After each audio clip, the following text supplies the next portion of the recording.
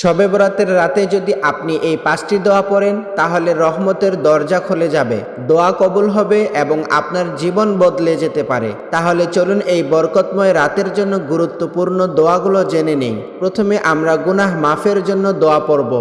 আল্লাহুম্মা ইন্নাকা আফুউন তুহিব্বুল আফওয়া ফা'ফু আন্নী। এরপর আমরা রহমত চাওয়ার জন্য দোয়া পড়ব। রব্বিগফিরলি ওয়ারহামনি ওয়াহদিনি ওয়াআফিনি ওয়ারযুকনি। এরপর আমরা নফসের পবিত্রতার জন্য দোয়া করব।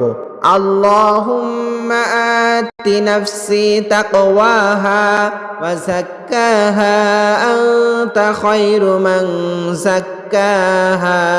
নিজের হেফাজতের জন্য এরপর আমরা দোয়া পড়ব।